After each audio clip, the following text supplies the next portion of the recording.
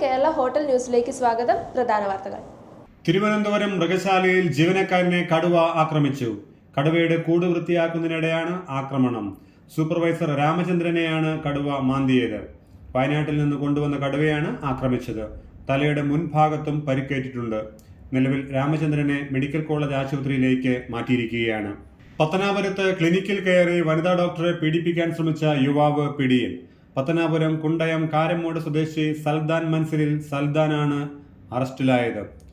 വനിതാ ദന്ത ഡോക്ടറുടെ വായിൽ തുണി തിരുകിയ ശേഷം ഇയാൾ പീഡിപ്പിക്കാൻ ശ്രമിക്കുകയായിരുന്നു.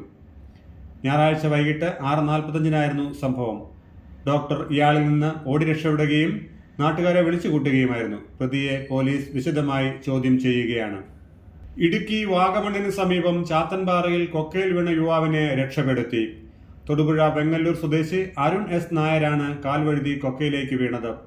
അധികം താഴ്ചയിലേക്ക് പതിക്കുന്നതിന് മുൻപ് യുവാവ് പുല്ലിൽ പിടിച്ചു നിൽക്കുകയായിരുന്നു. തൊടുപുഴ, മൂലമറ്റം എന്നിവിടങ്ങളിലെ അഗ്നിരക്ഷാസേന ഉദ്യോഗസ്ഥർ എത്തിയാണ് യുവാവിനെ സാഹസികമായി പുറത്തെത്തിച്ചത്. സാരമായി പരിക്കേറ്റ വിഷ്ണുവിനെ തൊടുപുഴയിലെ ആശുപത്രിയിലേക്ക് മാറ്റി. ഇരിങ്ങാലക്കുട കാട്ടൂരിൽ 2 യുവാക്കളെ മർദ്ദിച്ച് കൊലപ്പെടുത്താൻ ശ്രമിച്ച കേസിൽ 5 പേർ അറസ്റ്റിൽ. കാട്ടൂർ സ്വദേശികളായ എടക്കാട്ടുപറമ്പിൽ ടിൻഡു എന്ന പ്രജിൽ, പാച്ചാമ്പള്ളി വീട്ടിൽ സിഗേഷ്, എടക്കാട്ടുപറമ്പിൽ അശ്വന്ത്, എടത്തിരുത്തി സ്വദേശി ബിയാടത്ത് വീട്ടിൽ അരുൺകുമാർ, എടക്കാട്ടുപറമ്പിൽ ദിനക്ക് എന്നിവരെയാണ് ശിവപുരിയിലെ ഫാമിനുള്ളിൽ നിന്ന് പിടികൂടിയത്. 5 ദിവസമായി ഇവിടെ ഒളിവിൽ കഴിയുന്നതിനിടെ പോലീസ് സംഘം സാഹസികമായി ഇവിടെ എത്തി പിടികൂടുകയായിരുന്നു. കാസർഗോഡ് കോളിയടുക്കം വയലാങ്കുഴിയിൽ പശുവിനെ മേയ്ക്കാൻ പോയ ഗൃഹനാഥൻ ഷോക്കേറ്റ് മരിച്ചു. കുഞ്ഞുണ്ടൻ നായരാണ് മരിച്ചത്. പൊട്ടിവീണ വൈദ്യുതി ലൈനിൽ തട്ടിയാണ് അപകടം. പശുവും ഷോക്കേറ്റ് ചത്തു. ഏറെ സമയം കഴിഞ്ഞിട്ടും കാണാത്തതിനെ തുടർന്ന് മകൻ രാജൻ അന്വേഷിച്ചു ചെന്നപ്പോഴാണ് പൊട്ടിവീണ വൈദ്യുതി ലൈനിൽ നിന്നും ഷോക്കേറ്റ് വീണ് കിടക്കുന്നത് കണ്ടത്. വൈദ്യുതി ബന്ധം വിച്ഛേദിച്ച് ഉടൻ ആശുപത്രിയിൽ എത്തിച്ചെങ്കിലും അപ്പോഴേക്കും മരിച്ചിരുന്നു. ബോളിവുഡ് നടൻ സഞ്ജയ് ദത്തിന് എഴുതി നൽകിയത് 72 കോടി ആസ്തിയുള്ള സ്വത്തുക്കൾ.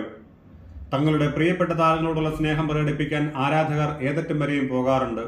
ഒരു ആരാധിക അവർ മരിച്ചതിന് ശേഷം തന്റെ 72 കോടി ആസ്തിയുള്ള സ്വത്തുക്കൾ ബോളിവുഡ് നടൻ സഞ്ജയ് ദത്തിന് എഴുതി നൽകി.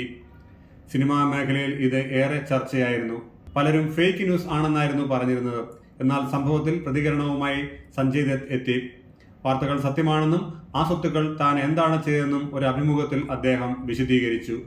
ഇന്ത്യയിലെ ഏറ്റവും വലിയ IT സ്ഥാപനങ്ങളിൽ ഒന്നായ ടാറ്റ കൺസൾട്ടൻസി സർവീസ് തങ്ങളുടെ 12,000 ജീവനക്കാരെ പിരിച്ചുവിടാൻ പദ്ധതിയിടുന്നതായി റിപ്പോർട്ട്. ആഗോളതലത്തിൽ തങ്ങളുടെ ജീവനക്കാരിൽ 2% വരെ ഒഴിവാക്കാനാണ് കമ്പനി ആലോചിക്കുന്നത്. 2025-26 സാമ്പത്തിക വർഷത്തില് 12,000 ജോലിക്കാർക്ക് ജോലി നഷ്ടമാകുമെന്നാണ് റിപ്പോർട്ട് പറയുന്നത്. കളമശ്ശേരി പോളിടെക്നിക് കഞ്ചാവ് കേസ്. ഒഡീഷയിൽ നിന്ന് മുഖ്യപ്രതി പിടിയിൽ.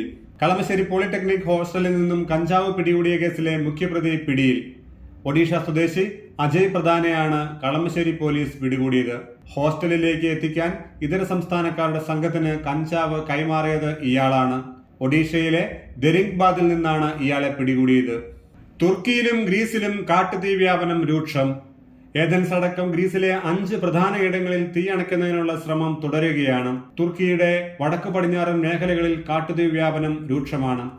ആയിരക്കണക്കിന് ആളുകളെ മാറ്റിപ്പാർപ്പിച്ചു. തെക്കൻ തുർക്കിയിൽ താപനില 50 ഡിഗ്രി സെൽഷ്യസ് ആയി. രാജ്യത്ത് രേഖപ്പെടുത്തുന്ന റെക്കോർഡ് താപനില ആണിത്. ജൂൺ അവസാനം മുതൽ ദിവസേന നിരവധി സ്ഥലങ്ങളിൽ കാട്ടുതീ പടരുകയും രാജ്യത്ത് കനത്ത നാശനഷ്ടമുണ്ടാവുകയും ചെയ്തു.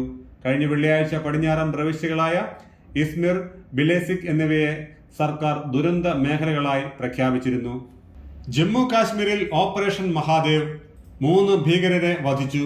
ജമ്മു കാശ്മീരിലെ ധാര മേഖലയിൽ ഭീകരവാദികളെ പിടികൂടുന്നതിനായി നടത്തിയ ഓപ്പറേഷൻ മഹാദേവിൽ 3 ഭീകരരെ വധിച്ചെന്ന് സൈന്യം. കൊല്ലപ്പെട്ടവരിൽ പഹൽഗാം ഭീകരാക്രമണത്തിലെ 2 ഭീകരരും ഉൾപ്പെട്ടിട്ടുണ്ടെന്ന് സൂചന. ഭീകരർക്കായി ശ്രീനഗറിലെ ധാര മേഖലയിൽ വ്യാപക തെരച്ചിൽ നടത്തുന്നതിനിടെയാണ് ഏറ്റുമുട്ടലുണ്ടായത്. ഭീകരർക്കെതിരെ സംയുക്ത ഓപ്പറേഷൻ തുടങ്ങിയതായി സേന അറിയിച്ചു. ജമ്മു കാശ്മീരിലെ ലിഡ്വാസിൽ തിങ്കളാഴ്ച തീവ്രവാദികളും സുരക്ഷാ സേനയും തമ്മിൽ ഏറ്റുമുട്ടലുണ്ടായതായി ചിനാർ പോലീസ് സോഷ്യൽ മീഡിയ ഹാൻഡിലിൽ അറിയിച്ചു. ഇതോടെ വാർത്തകൾ കഴിഞ്ഞു. നമസ്കാരം.